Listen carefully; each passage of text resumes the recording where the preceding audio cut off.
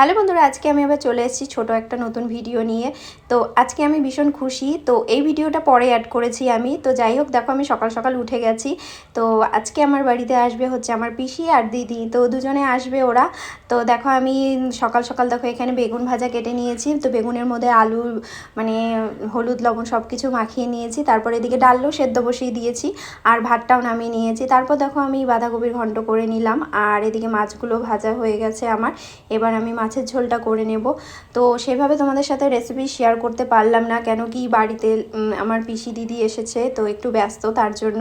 তো দেখো আমার মাছের ঝোলটাও পুরোপুরি তৈরি। এবার আমি মাছের ঝোলটা নামিয়ে নিচ্ছি। তো মাছের ঝোলটা আমি একদম সিম্পলভাবেই করেছি।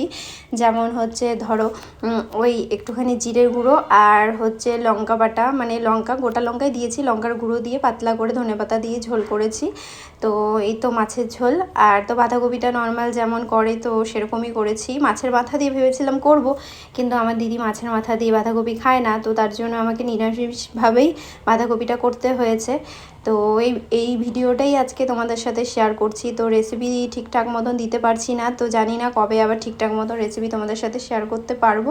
তো তোমরা যারা আমার বন্ধুরা আছো, তো তোমরা সবাই আমার সাথে থেকো, পাশে থেকো। তো তোমাদের সাপোর্ট কিন্তু পুরোপুরি দরকার, তোমরা না থাকলে কিন্তু কিছুতেই এগোতে পারবো না। তো সব ভিডিওটি যদি ভালো লেগে থাকে লাইক কমেন্ট করে পাশে